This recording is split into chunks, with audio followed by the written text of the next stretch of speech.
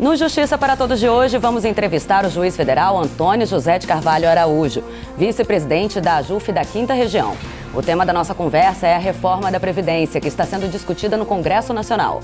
O Justiça para Todos já está no ar.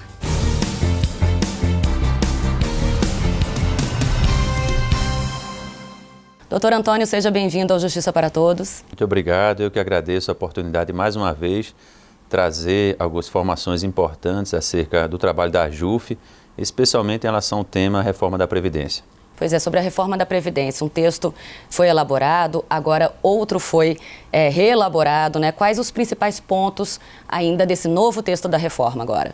Pois bem, o deputado Arthur Maia, o relator da PEC 287, que trata da reforma da Previdência, enfim, já após inúmeras discussões nessa comissão especial da Câmara dos Deputados, ele apresenta o seu relatório acerca da PEC 287, com algumas alterações em relação à proposta apresentada pelo governo federal, porém ainda persiste o projeto, a proposta de emenda, com algumas imperfeições, aliás, imperfeições bastante danosas à conjuntura dos direitos sociais previstos na nossa Constituição Federal. A idade mudou, né?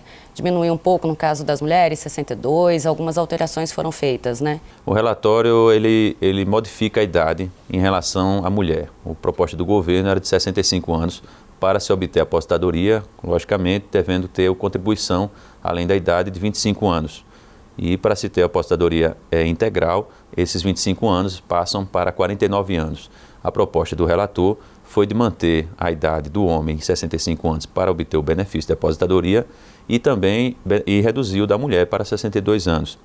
Em relação ao tempo de contribuição, o relator Arthur Maia apresenta a proposta diminuindo a necessidade de 49 anos de contribuição para se obter a aposentadoria integral, porém reduzindo para 40 anos, né, esse objetivo.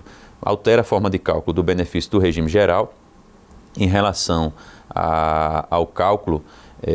A forma de cálculo, ele permanece em 100% de todas as contribuições do trabalhador, mas ele reduz o percentual, que era de 76% sobre o salário de benefício, e reduz para 70% do salário de benefício a aposentadoria proporcional, desde que tenha 25 anos, 65 anos de idade homem, 62, mulher, 25 anos de contribuição e 70% do salário de benefício, mais 1%, uma média de 1% por ano de contribuição. Então, nesse aspecto, no regime geral, são essas as alterações básicas. Em relação ao benefício assistencial, o popular LOAS, que nós conhecemos, ele reduz a idade apresentada pela proposta do governo, mas continua ainda danosa ao conjunto dessas pessoas que são bastante... É uma situação bastante emblemática, são pessoas que necessitam muito desse benefício assistencial, pessoas bastante pobres. Tanto é que o benefício atualmente na legislação brasileira é concedido tanto às pessoas com deficiência como aos idosos com mais de 65 anos, desde que a renda do grupo familiar seja inferior a 1/4 do salário mínimo por pessoa.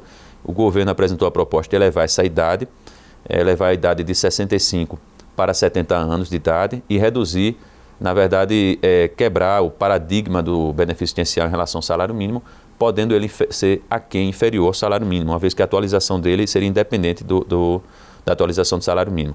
O relator apresenta a proposta de vinculação, continuar a manter a vinculação atual com o salário mínimo, mas eleva a idade atual, reduz a idade da proposta do governo, de 70 anos para 68, mais uma idade bastante elevada, comparando, que acresce, né, de 65 anos, a idade atual exigida para o aposentado, para o idoso, e ele eleva para 68 anos de idade, ou seja, basicamente, se são pessoas que não podem, essas pessoas não trabalham mais, são pessoas que estão abaixo da linha de pobreza. Se ele eleva a idade, prejudica a totalidade dessas pessoas bastante pobres no país. Em relação ao regime próprio, a alteração substancial do governo, da proposta do relator, é até mais prejudicial do que a proposta do governo em relação aos servidores públicos mais antigos que nós temos no país, anteriores à emenda 41/2003, uma vez que exige, que garante o direito tão consagrado à integralidade e à paridade apenas quando eles atingirem, respectivamente, o homem 65 anos e a mulher 62 anos.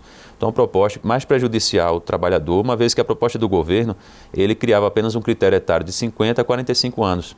Quem tivesse mais de 50 anos, homem, e mais de 45 anos, mulher, estaria fora das alterações dessa reforma da PEC 287. Então, o relator, ele muda essa proposta, inclusive fica mais prejudicial para o servidor que ingressou no serviço público anterior ao ano de 2003, que teve uma emenda naquele tempo, naquele ano, que introduziu inúmeras alterações, mas preservou os direitos dessas pessoas com uma condição especial. Além do trabalhador no serviço público, quem está na iniciativa privada também sai prejudicado? Na verdade, ficou ruim para os dois lados da história? A proposta já era bastante prejudicial a ambos, servidores públicos e trabalhadores vinculados ao regime geral. Mesmo ela reduzindo o rigor, ela continua ainda bastante agressiva, prejudicial ao conjunto dos direitos previdenciários dos trabalhadores, tanto do regime geral como do setor público, do serviço público. E é bom ressaltar que, recentemente, as propagandas apresentadas, publicadas, em relação à reforma da Previdência, muitas delas patrocinadas pelo governo, elas defendem que a reforma, e agora mais ainda com a alteração, será em benefício dos mais pobres do Brasil, em prejuízo dos privilegiados, que seriam especificamente os servidores públicos. É bom deixar claro que a proposta ela prejudica o trabalhador, principalmente os mais pobres. Eu digo isso porque, primeiro, a exigência, vou falar primeiro dos trabalhadores do regime geral, em relação às pessoas que recebem um salário menor do que muitos servidores públicos. Eu falo de trabalhadores assalariados, recebem 1, 2, 3 salários mínimos. Essas pessoas, elas para se aposentarem no Brasil, terão que ter 65 anos de idade homem e 62 mulher.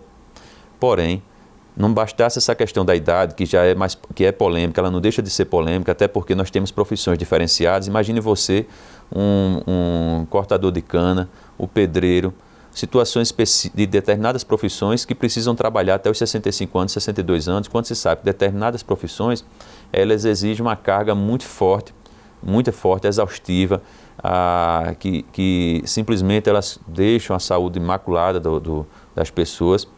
E essas pessoas vão se submeter à mesma faixa etária, ou seja, a igualdade formal que não dá para comparar todas as profissões com uma profissão, por exemplo, que o cidadão ele fica sentado o dia todo, mas com mais conforto. É diferente de uma profissão que está exposta ao sol, por exemplo.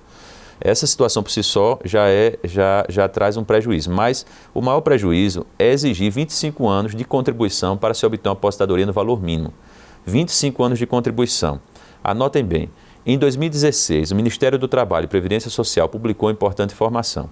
A cada 12 meses de trabalho, o trabalhador da iniciativa privada ele só consegue contribuir, hoje no Brasil, 9 meses de contribuição. Para se conseguir 12 meses, a cada 12 meses de trabalho, 9 meses de contribuição. Esse é um fator bastante importante. Significa no Brasil que vai ser bastante difícil conseguir 25 anos, que é para se conseguir a aposentadoria no valor mínimo de 70% do salário de benefício. O trabalhador ele não consegue atingir esses valores que são muito altos, porque no regime geral, no serviço privado, setor privado, temos momentos de informalidade, de demissão, de desemprego, ciclos econômicos de crise no país. Isso faz com que o trabalhador ele quebre a continuidade no serviço no setor privado. É diferente até do serviço público. No serviço público nós temos a estabilidade e faz com que o trabalhador ele consiga manter a continuidade naquele serviço por mais tempo. No setor privado é diferente. É muito difícil conseguir 25 anos. Não à toa, há uma percentual de 40% das aposentadorias entre 2013 e 2015, 40% das aposentadorias são por idade, enquanto as demais são por contribuição e também a aposentadoria por invalidez. Mas isso vai significar que para conseguir 25 anos de contribuição, o trabalhador deve se submeter a uma cerca de 35 anos de trabalho. Isso porque nesses 35 anos vai quebrar a continuidade do emprego, ele vai perder a qualidade segurada em algum momento da vida. Infelizmente a situação é essa. Imagine você, para se conseguir 40 anos de contribuição, que é a exigência do relator, deputado Arthur Maia, em relação à reforma da Previdência, apresentado o relatório. 40 anos de contribuição vai ser praticamente impossível alguém conseguir isso no Brasil, no setor privado, que seria para conseguir a aposentadoria no valor integral, que é o que todo mundo alcança, porque vai haver uma redução muito grande em relação ao valor do benefício, que seria uma redução muito grande, que vai ser de 70% do salário de benefício. Levando-se ainda em consideração mais um ponto. Para se fazer o cálculo, soma-se todos os salários de contribuição, 100%. Com a regra atual, antes dessa reforma, caso seja aprovado, vai fazer essa alteração com a regra atual, soma-se para fazer o cálculo do salário de benefício os 80% maiores salários de contribuição. Então reduz uma parcela significativa de salário de contribuição, que são valores pequenos, e que isso faz com que o salário de benefício do trabalhador que vai se aposentar, ele aumente, né? Então, isso vai reduzir bastante. Só falei do regime geral, sem tocar no assunto do servidor público. A gente volta a falar sobre esse assunto no próximo bloco. Vamos fazer um rápido intervalo. No próximo bloco, continuamos a conversa sobre a reforma da Previdência com o juiz federal Antônio José de Carvalho Araújo, vice-presidente da AJUF na 5ª Região. Voltamos em instantes.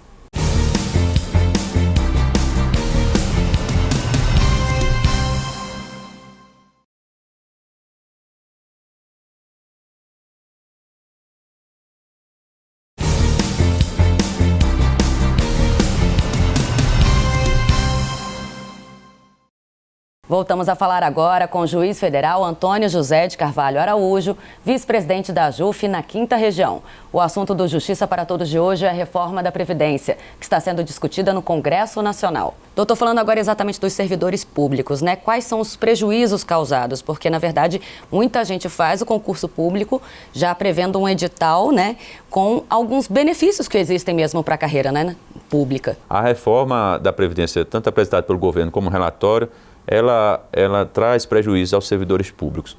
Em relação aos servidores, né, no caso regime próprio, quero dizer que desde 2013, os servidores que ingressaram após 2013 já se submetem ao teto do regime geral. Ou seja, eles contribuem no máximo até o teto do regime geral e se aposentam com esse valor do regime geral. Então a reforma em relação aos servidores ela já foi feita no Brasil.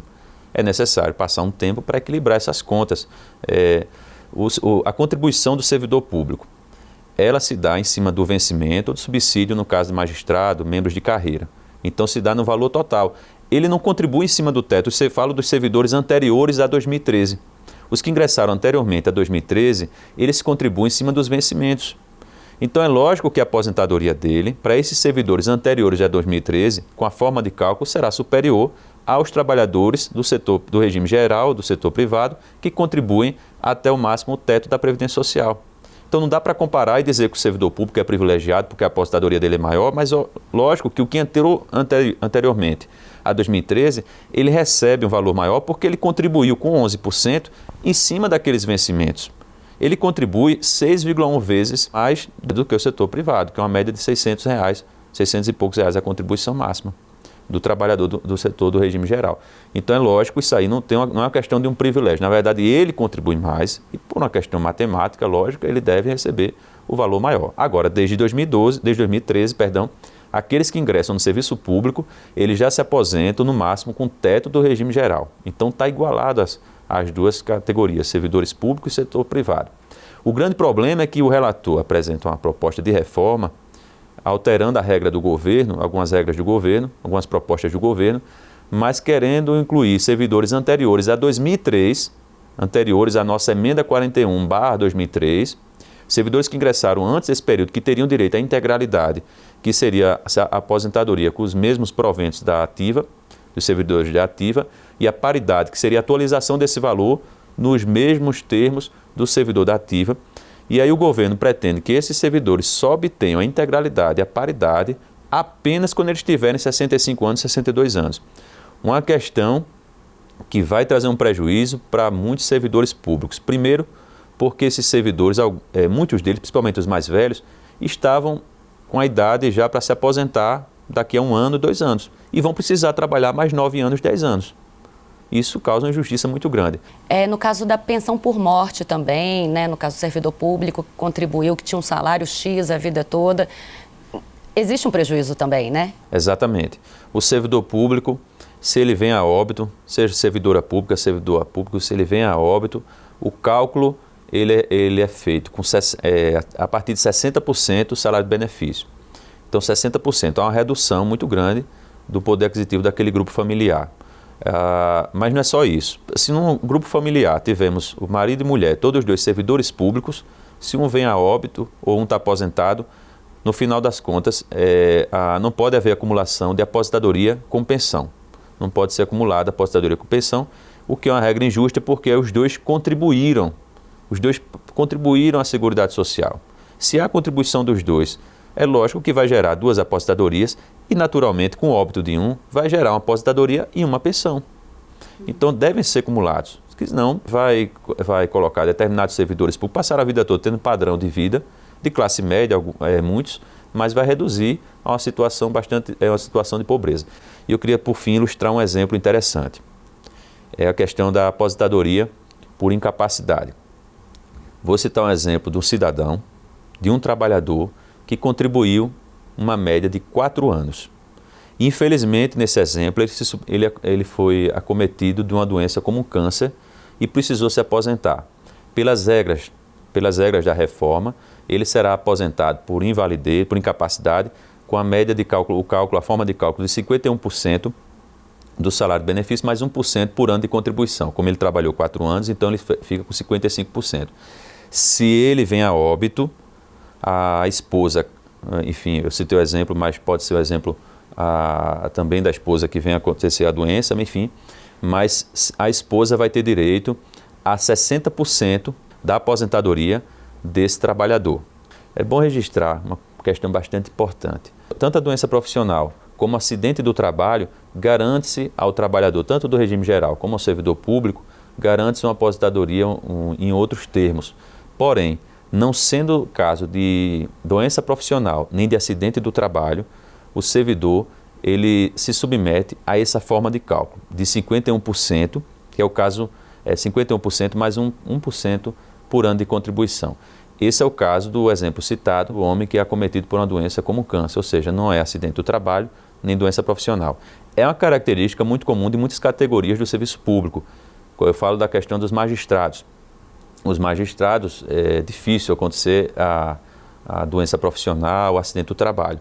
Então, o que é mais comum são geralmente doenças que não são relacionadas a essas características e aí a forma de cálculo, por consequência, do benefício de aposentadoria será de 51% do salário de benefício mais 1%, o que torna o benefício bastante inferior a um padrão, né, razoável, né? Deveríamos modificar essa regra também. Doutor Antônio, mais um intervalo. A gente volta com o assunto da reforma da Previdência no próximo bloco. Justiça para Todos volta em instantes. Não saia daí.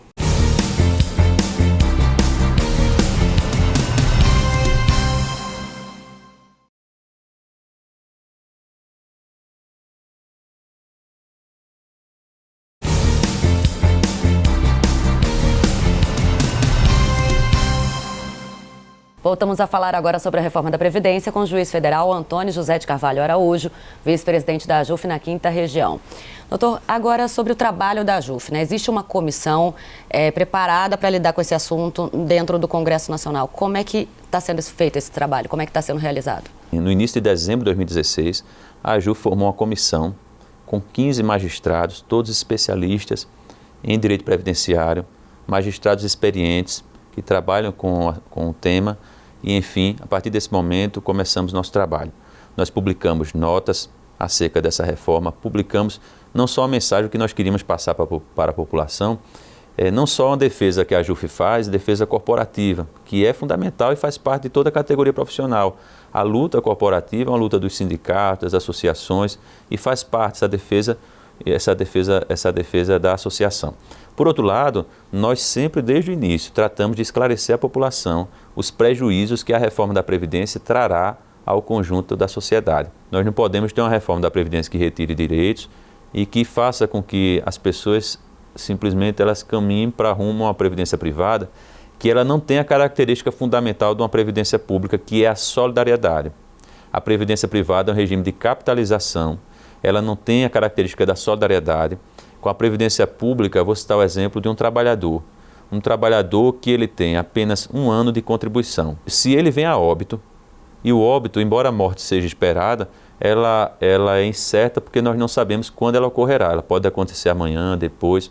Se esse trabalhador, por exemplo, ele vem a óbito, a sociedade, pelo regime de previdência pública, regime de solidariedade, de repartição, todos nós somos responsáveis pelo sustento daquele filho, daquele cidadão, daquele trabalhador, até ele completar 21 anos. É um sistema humano de solidariedade, que nós somos responsáveis uns pelos outros, o que não tem no regime privado. Faltou uma conversa maior com a população, faltou debater mais o assunto, né? Tanto com as pessoas que trabalham no setor público quanto no privado, conversar mais, né? Com certeza. Pesquisas recentes informam que a população, mais de 70% da população é contra a reforma da Previdência. Mas, infelizmente, ainda em dezembro, tivemos uma pesquisa dessas publicada na imprensa em que a população não estava compreendendo o que era a reforma da Previdência. É fundamental, agora as coisas já melhoraram, já estão mais esclarecidos, mas era fundamental que o governo debatesse esse assunto com mais insistência com a população, dando mais tempo, podendo fazer um trabalho consistente. E a população iria exigir também muitas coisas do governo. Então, tem coisas que são necessárias fazer no país, mas é necessário que esse debate seja levado porque ele vai modificar drasticamente a vida de milhões de brasileiros. Para você ter uma ideia, Ana, a Previdência, só do regime geral, ela atende hoje cerca de 25 milhões de beneficiários. Considerando, ainda no ano de 2015, uma média de 2,5 membros por cada grupo familiar, por cada beneficiário, então nós podemos considerar que indiretamente também ela beneficia 77 milhões, considerando que cada beneficiário desse tem uma média de 2,5 membros, pessoas também da mesma família. Então, se o benefício é recebido por 25 milhões, então beneficia indiretamente essas outras pessoas que fazem parte daquela família. Então, consideramos então que a Previdência, só em 2015, ela beneficiou 99 milhões de beneficiários só no regime geral, sem contar o beneficiário do LOAS, sem contar do benefício assistencial e sem contar os servidores públicos do regime próprio, que também são beneficiados pela Seguridade como um todo. Então, a Previdência é um programa de distribuição de renda fundamental no país, principalmente em municípios bastante pobres. Quanto mais pobre o município, mais importante a Previdência Social. Ela redistribui renda, porque são pessoas bastante pobres, abaixo da linha de pobreza, comprovando que é um programa fundamental para o desenvolvimento, diminui a taxa de êxodo rural, quando não existe uma previdência forte, quando não existe, essa taxa de êxodo rural ela pode aumentar, isso prejudicando o desenvolvimento das cidades, das capitais. Então é fundamental a gente ver esse assunto com bastante atenção. Alternativas existem para cobrir, de repente, esse déficit que existe ou, de repente, existe teoricamente, pelo menos, né, na Previdência? Até a discussão de déficit e superávit é uma discussão muito complexa, que eu não entrei em detalhes, mas vai depender muito do ponto de vista técnico de cada análise. Hoje nós temos no Senado Federal uma CPI da Previdência justamente para averiguar esse déficit ou superávit, então é muito importante isso aí. Temos um processo que corre na Justiça Federal, muito importante também, justamente para debater esse aspecto, mas é importante que a reforma não seja só de retirada de direitos. Isso não existe reforma para retirar direitos. A reforma tem que ser para análise da dívida ativa, como cobrar esses devedores no nosso país. Só de devedores que nós temos da Previdência já era suficiente para cobrir o suposto déficit alegado pelo governo. Então é necessário que vá além a questão da isenção dos dividendos das pessoas físicas em relação, isento desde 95, numa reforma tributária, que visa apontar as deficiências, que os mais ricos paguem mais, não prejudicando os mais pobres. Enfim, é necessário fazer uma reforma total na sociedade brasileira. Doutor, infelizmente o programa chegou ao fim. Agradeço mais uma vez aqui a sua presença, esclarecimentos, né, sobre a reforma da Previdência. Eu que agradeço a oportunidade de estar aqui, participar do programa mais uma vez, um programa de excelência e justiça para todos, e ratifico o compromisso da AJUF e dos juízes federais, tanto de debater a reforma da Previdência, como em outras ocasiões, debater outros assuntos tão importantes à sociedade brasileira. Mais uma vez, muito obrigada. E o Justiça para Todos de hoje termina aqui. Participe do programa, envie sua sugestão para imprensa@juf.org.br.